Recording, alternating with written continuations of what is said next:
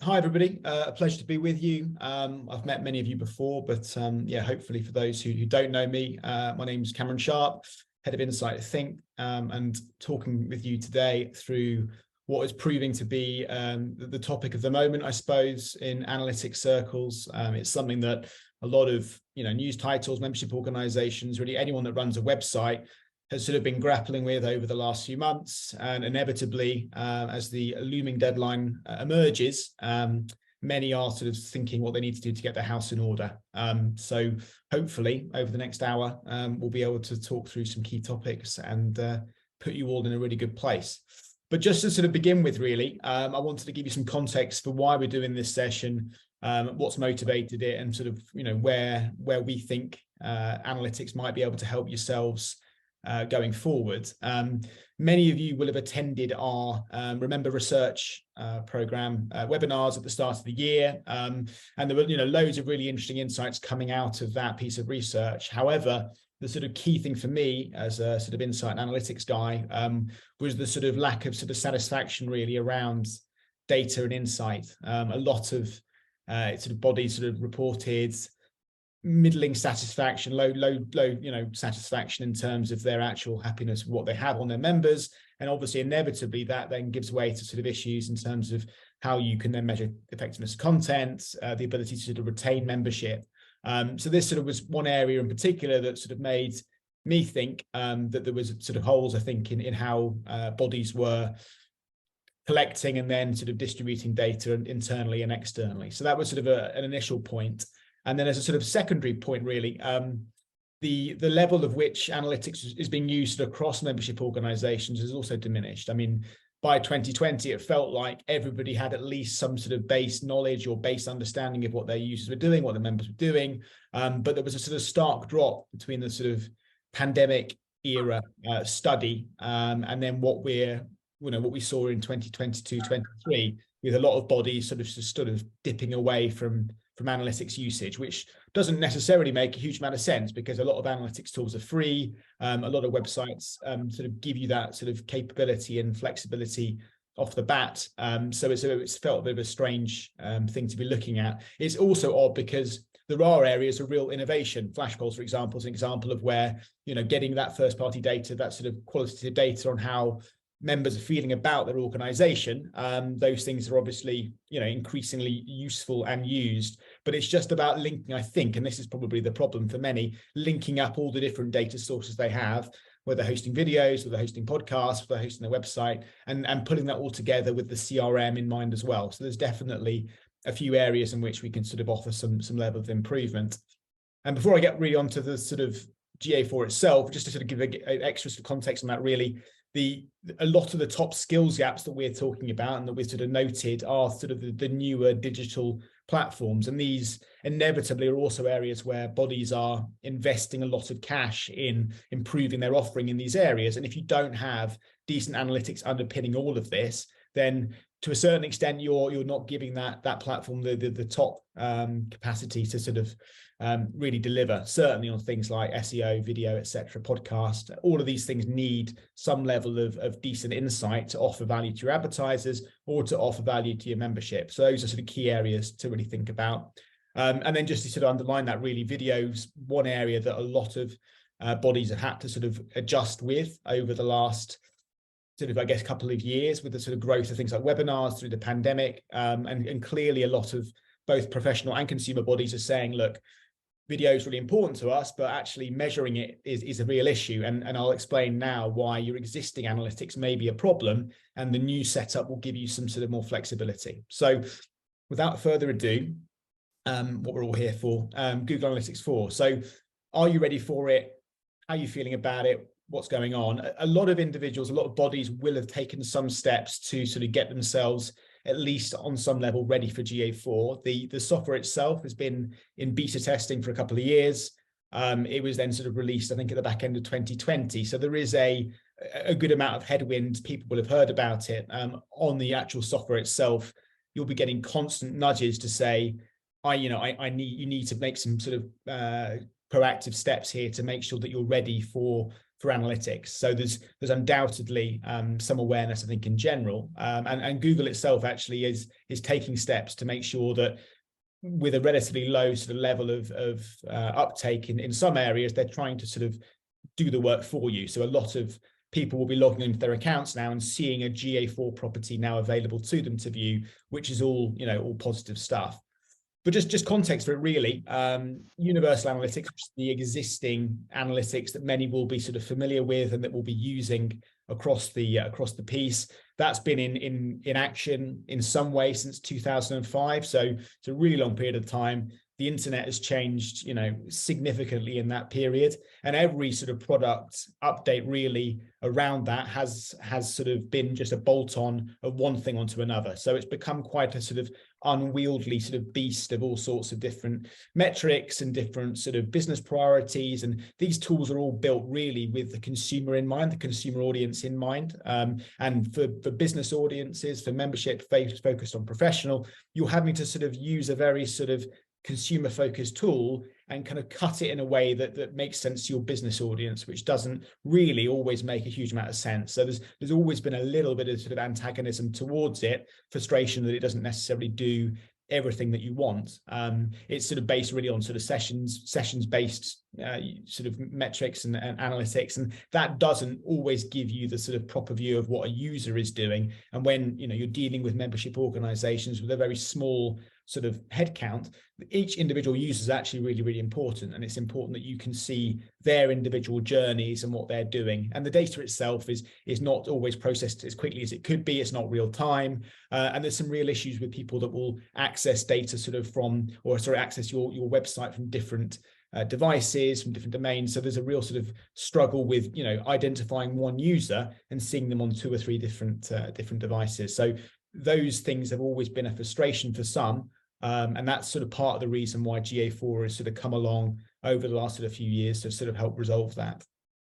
And really, I want to see it. I want everyone on this call really to sort of see this as a really positive change. I think if you've logged in for the first time, you're looking at something that looks very, very different to what you're used to. There's a homepage that gives you some insight. You have to scroll a bit to find some of the metrics you're used to. There's a few different terms used in key areas. Some of the menus look very different, but I want you to see it as a really positive thing. You know, historically, if you wanted to track those sort of more difficult to understand metrics, things like video plays, PDF downloads, things like sort of shopping cart abandonments, those sorts of things that are so vital to some organizations, you had to sort of invest in your digital development team to go and add custom events to the website directly, or they had to go and get and install Google Tag Manager, and then you could push events through that. But that became costly and complicated, and it was just a very frustrating period, I think. So GA4 does this for you out of the box, provided you've all signed up.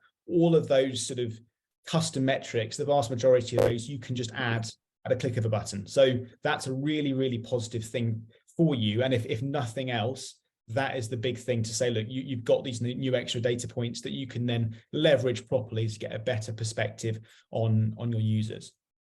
But really, what's the difference? What's the difference between, you know, Universal Analytics and GA4? You know, what can you say in a minute and a half that kind of gives you a decent summary of why GA4 gives you so much more? Well, Universal Analytics is based on 2 things. It's based on what happens with the user and what happens to the page. And so you get kind of a 2-tier view of what's happening on your website. And in reality, the useful insight you're getting is actually watered down. So you're getting the page viewed, which is obviously fine. You get some perspective on whether or not someone's exited or bounced, and some perspective on time spent. But explaining bounce rate, as many of you will know, and I know myself, is actually a really complicated thing to sort of do. And a lot of individuals sort of misunderstand it. So you'll be very sort of happy to know that bounce rate is being dropped as a sort of metric in the new system. So that's a positive to think about.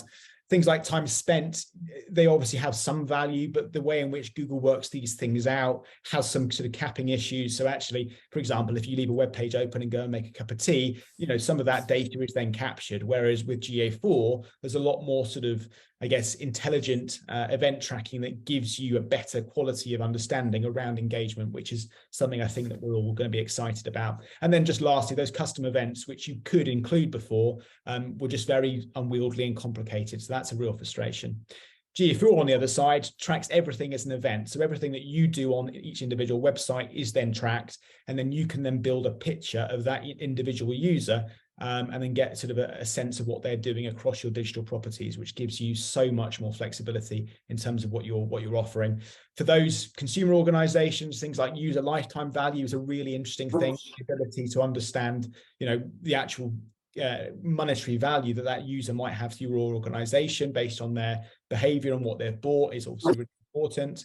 And then other sort of predictive bits and pieces off the back of machine learning, that's also something that's available now as well. So there's loads of really powerful engines underpinning this, as well as a new way of thinking about it. But before we get too much into the detail, I think the sort of key thing for many will be thinking, well, much like we had with, GDPR and data protection 5 years ago, how quickly do I need to act? Well, from the 1st of July, 2023, Universal Analytics will stop collecting data. So that just means that you will need to have made some level of change across to GA4 by that stage. Many of you will, as I say, already have a GA4 property already provided for you, so that you're not going to get completely cut off. But it is worth, as a piece of advice, I would say, looking at how you can export your Universal Analytics data off the platform. Google have said they'll keep it for 6 months, and I think that is the sort of the baseline. I can't see them, suddenly deleting your data at that point, but it's definitely worth at least aggregating that data and pulling it off and keeping it somewhere for you to kind of keep an eye on in future. It's also worth bearing in mind that as these things come about and the majority of web users start using a piece of software, Google has to move a lot quicker to make changes. If you look at some of the sort of webinars on this topic going back 18 months when GA4 was first launched, there were a few questions about which features would remain, and then as more users use it, inevitably there will be more changes. So if you're slightly concerned about one thing or another, there is every chance that your anxieties will be eased by Google as this comes about. But as a first port of call, that's the date to bear in mind, and I'd take action now in the next 6 weeks to make sure that you're in a good place. And then just to say, as I sort of alluded to, Google will set you up a GA4 property automatically, but you need to make sure that you're opted in. So you need to go into your settings and make sure that that you are actually ready to go from that perspective. If you're not seeing a GA4 property now, it might suggest that Google isn't or hasn't set you up with one. So it is worth looking at your settings. There is a Google Analytics 4 setup assistant literally available in admin. So you can click on that and go through the process. Some titles inevitably are more complex than others. So it is worth reviewing some of the settings in there to make sure that it matches up roughly with what you're expecting. Google's doing its best to try and compare Universal Analytics settings to GA4, but because the way in which they capture data is slightly different, it is worth going in there just to make sure that you're comfortable. But if you need advice or guidance, obviously, we're here to help as we can. And just, it's certainly worth going in there to make sure that you're sense checking your setup. I did that actually this week for Think's own website. And it took me, 20 minutes or so just to go through everything to make sure that everything looked as as you hoped it was, turning on a few enhanced settings to give us those extra data points. So, it's half an hour well spent, and you'll be future-proofed, I think, from a lot of future anxieties. But I've sort of broken down, I think, GA4 into sort of 6 slides in terms of what you need to take away with you, and hopefully it will give you some sort of reassurance and excitement really about what's coming and what you're going to be able to do over the next little period of time. So fingers crossed, these 6 takeaways are going to be, exciting for you. Just to sort of touch upon, as I did earlier, the sort of idea of basing data on individual events rather than page and user hits. These are going to give you a lot more flexibility in your reporting, and I've got a bit more detail on that coming up in due course. There's more high value metrics to track. We alluded to things like the sort of PDF downloads and cart abandonments, but scroll depth, for example, another really strong engagement metric that a lot of bodies want to be able to track but haven't necessarily got the technical capabilities. Those things are now available to you, provided you set them up. So there's going to be, I think, maybe more than a dozen custom events that you can just add out of the box that will give you some really useful insight and just give you a bit more confidence in your content, in your users, and almost make that conversation between yourself and the user base a lot more sort of two-way. Talked about the machine learning. That kind of gives you 2 sort of possibilities really. So in terms of bot filtering and sort of irrelevant traffic, that can be more easily filtered. It's something that I think that a lot of bodies with sort of smaller web traffic have had to sort of contend with over time, trying to make really big business decisions based on data that's undermined or underpinned by data coming from, you know, a click factory in Denmark, and you're not necessarily picking up on it, for example. Hopefully those days are past. So that's one really positive thing. And then for the time poor, things like instant insights from Google, machine learned insights from Google, will give you a bit of a sort of sense on sort of health indicators quickly. It can be quite difficult with the existing setup to know, but what does this actually mean for me? Is there anything I need to do specific to take action on what I'm seeing? GA4, once you'll get used to it, it will give you some, you know, some sort of sense on where you're going next. So that's a real positive thing to think about. It is worth noting that a few data points are disappearing, and I'll go through which of those are actually vanishing. And the layout's different. So it is worth spending that extra time now going through these things, spending some time understanding, you know, which of the data points that you had previously that you might have reported on have gone, what can you use as a proxy, how do you access your reports? But again, I'll go on to that in a second.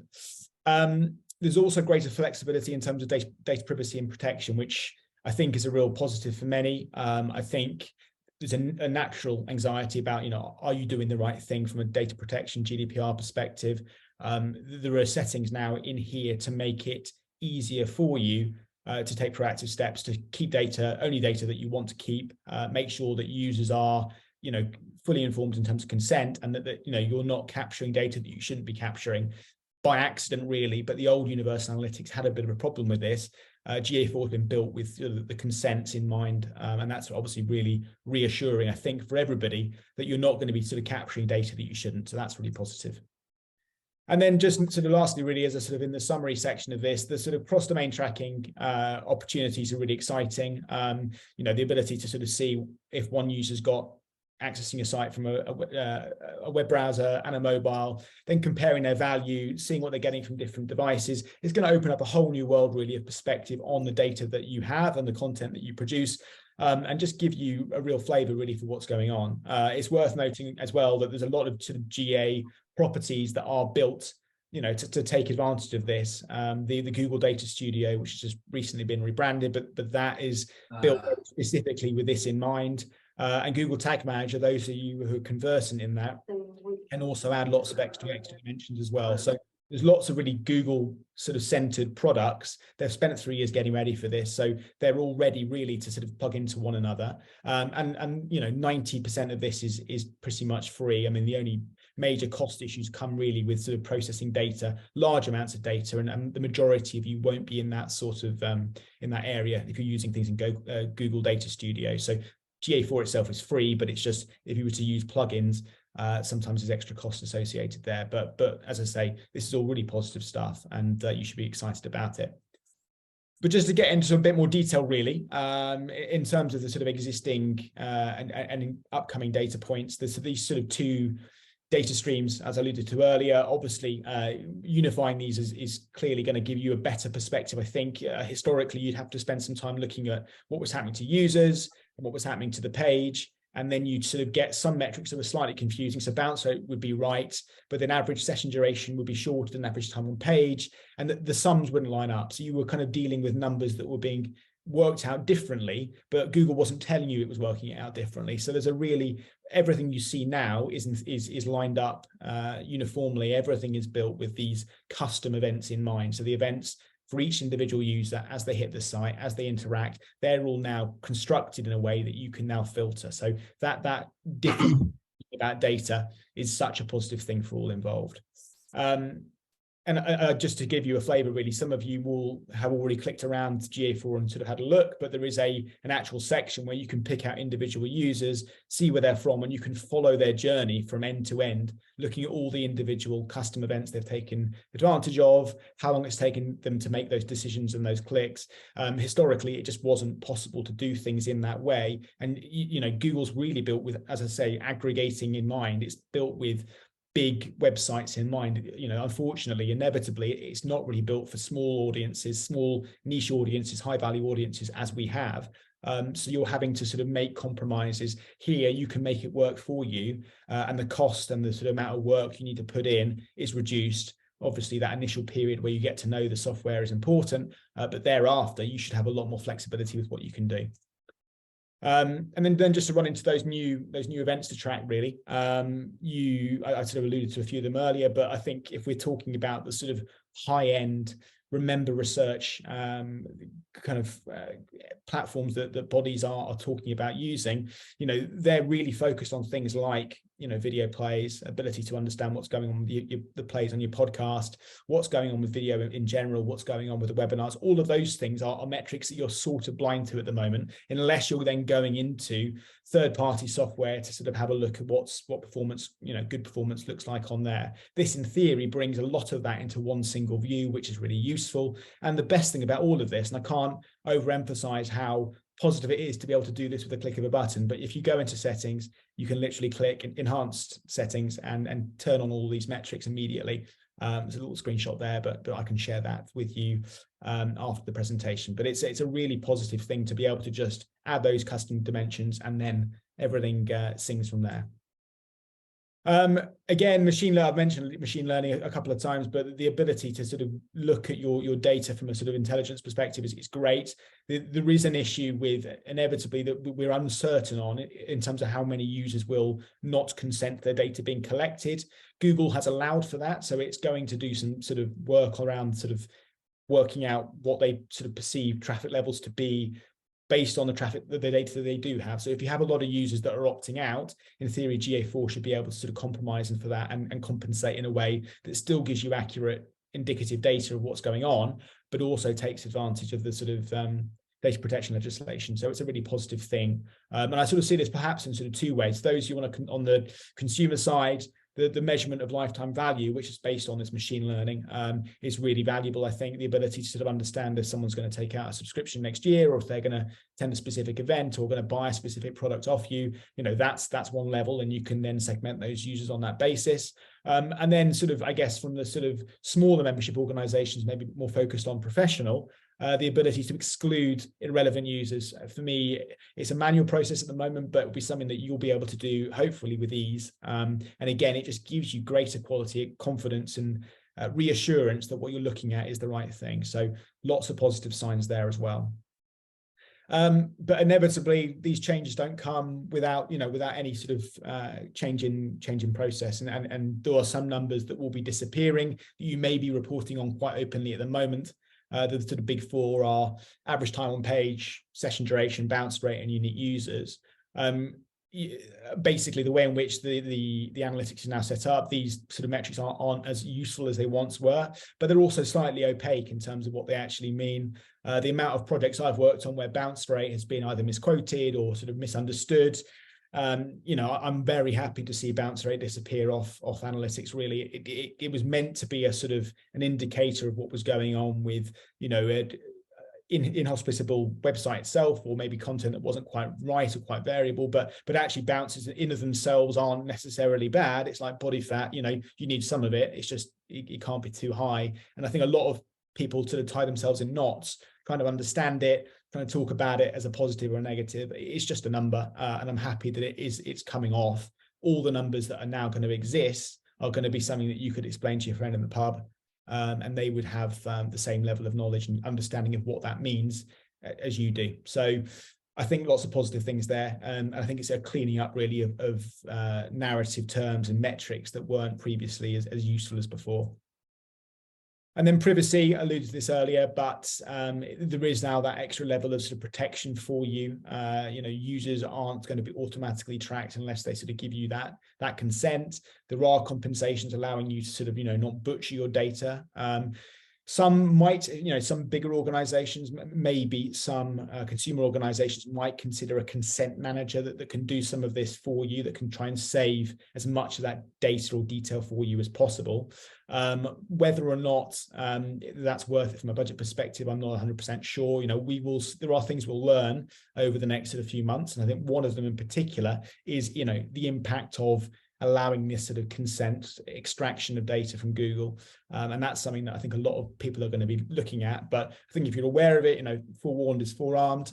So to definitely keep an eye out on how your numbers are impacted after the 1st of July. And that's why it's definitely worth keeping your Universal Analytics numbers on file so that you can refer to them in future and sort of make some view on, at least on volumes. A lot of people will want to sort of know how their traffic is performing year on year, and that's definitely worth keeping for that comparison. Next is cross-domain tracking. How does that work? Yes. This is actually really exciting. I've worked on a couple of projects on this, and the ability sort of to see user behavior as a whole holistically across both mobile and desktop is really exciting. It's something that, because there's so much sort of cookie based processing of data in the existing Universal Analytics, there are some issues I think there in terms of accuracy, whereas I think with this now you're going to have a greater sense of what each individual user does, and that then, particularly with the smaller audiences, gives you so much more sense of the whole. I went to a webinar recently talking about the sort of reaching of people like high value CEOs, and there was always this sort of understanding that, well, we hope the content we're sending out reach that individual, but we're not quite sure. Are they more likely to see it on desktop at work, or might they be watching reading a work article whilst they're on the touchline of their son's football match on a Saturday afternoon? Those sorts of questions are now far easier to answer because we've got the access to data across multiple devices. So there's lots of really positive things there as well. The only other sort of side point to this really is the impact it has on your custom reports. This is the sort of now the 6-week period really to start experimenting with those custom reports. That there are inevitably sort of summary pages on the GA4 homepage, but you do need to go in there and start thinking about your custom reports. If you've got sort of automated emails going out to specific audiences, for example, which I think some people will do, specific reports on metrics or dashboards, some of those won't necessarily work in the same way as they did historically. So it is definitely worth going into GA4 and trying to at least replicate what you had historically. None of the metrics that have disappeared will be missed, and if there's anything that you think is particularly troublesome, definitely reach out to us and have a conversation about it. But in general, it should be reassuring. It's just about a time between now and July to make sure that you're happy with what you've got and what you're sending out. So in summary, really, too long didn't read, sort of 4 or 5 sort of key things to sort of think about over the next few weeks. If you've got a GA4 account, a GA4 property should be automatically available to you to use. Some tags that were set up 15 or 20 years ago, those don't have the capacity to switch over. So the first thing I would do right after this call is just log onto your analytics, see if you have a GA4 property already produced. It will be very obvious. It will say that it's a GA4 property in brackets, so you'll know that that's what it is. If it isn't, you can still create one manually through your analytics, and you can either then push that live through Google Tag Manager, or you can do that manually. So there's 2 options there in terms of what you can do. That's the first step. The second thing is to say your existing data won't disappear. So if you've got 15 years worth of user website data, obviously highly valuable, and Google is not going to suddenly delete that overnight. But what I would do is definitely extract it, keep it somewhere offline. Who knows what they're going to do longer term? They've committed to 6 months of non-deletion, but past that, it's hard to know exactly what they will do. There will be some changes to the software as a result of user feedback. They're about to get a deluge really of users using this for the first time, and there will be lots and lots of I'm sure questions on that. But in general, that is their standpoint, and just take that precaution if you can.